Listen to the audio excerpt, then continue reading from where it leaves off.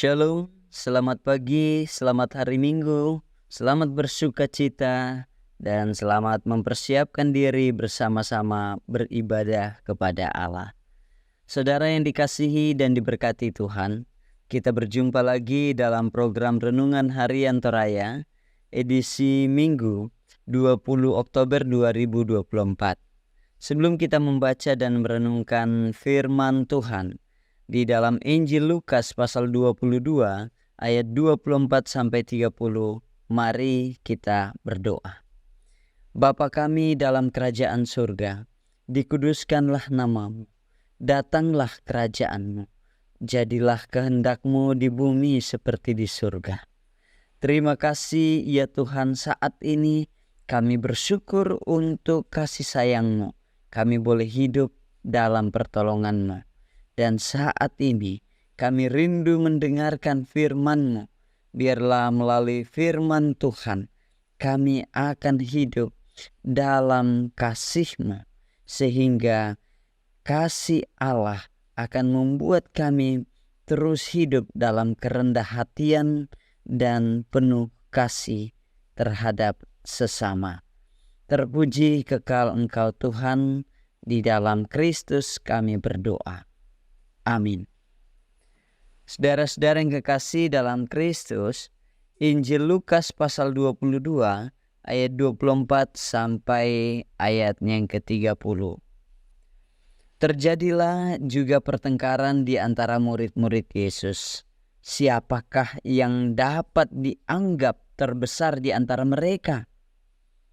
Yesus berkata kepada mereka, raja-raja bangsa-bangsa memerintah rakyat mereka, dan orang-orang yang menjalankan kuasa atas mereka disebut pelindung-pelindung. Tetapi kamu tidaklah demikian, melainkan yang terbesar di antara kamu hendaklah menjadi sebagai yang paling muda dan pemimpin sebagai pelayan. Sebab siapakah yang lebih besar, yang duduk makan atau yang melayani? Bukankah dia yang duduk makan? Tetapi aku ada di tengah-tengah kamu sebagai pelayan. Kamulah yang tetap tinggal bersama-sama dengan aku dalam segala pencobaan yang aku alami. Dan aku menentukan hak-hak kerajaan bagi kamu, sama seperti Bapakku menentukannya bagiku, bahwa kamu akan makan dan minum semeja dengan aku di dalam kerajaanku, dan kamu akan duduk di atas tahta untuk menghakimi ke-12 suku Israel. Terpujilah Kristus. Saudara-saudara yang kekasih, tema kita hari ini, siapa yang terbesar? Indaratu Madonna.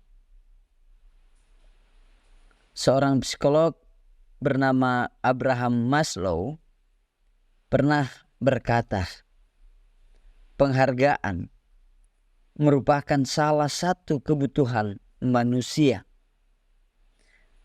Saudara-saudara, penghargaan yang dimaksud adalah aktualisasi diri yang mendapat pengakuan dari orang lain. Manakala ada aktualisasi yang tidak mendapat penghargaan, tentu menimbulkan masalah dalam hati. Kebutuhan itu perlu dikelola dengan baik agar tidak saling bersinggungan dengan yang lain. Penghargaan dalam komunitas selalu lahir dari jabatan atau hal-hal yang telah dicapai. Keterpilihan sebagai murid memang dapat dianggap sebagai suatu aktualisasi diri. Akan tetapi, jika semuanya dipusatkan kepada diri sendiri, bukan kepada siapa kita beraktualisasi diri, maka disitulah lahir pertengkaran. Sampai di sini, kita dapat memahami bahwa aktualisasi diri yang teramat menekankan ego atau keakuan akan senantiasa membuat manusia haus dihargai secara berlebihan. Saudara-saudara, dalam pembacaan kita melihat Yesus secara arif memberikan pandangan baru. Ia menjelaskan bagaimana dirinya hadir di tengah mereka sebagai pelayan. Padahal ia adalah guru sekaligus Tuhan dan juru selamat. Di titik ini kita mendapati bahwa letak aktualisasi diri yang sesungguhnya ialah manakala bukan lagi tentang ego, tetapi tentang pemberian diri kepada sesama dan berpangkal pada Tuhan. Justru dengan demikian, penghargaan yang sesungguhnya mendapat kepenuhannya karena hak sebagai warga kerajaan Allah menjadi upahnya. Saudara-saudara, firman Tuhan hari ini mengajar kita untuk hidup bukan bertanding menjadi siapa yang terbesar, tetapi merespons kasih Allah dengan kerendah hatian dan kasih.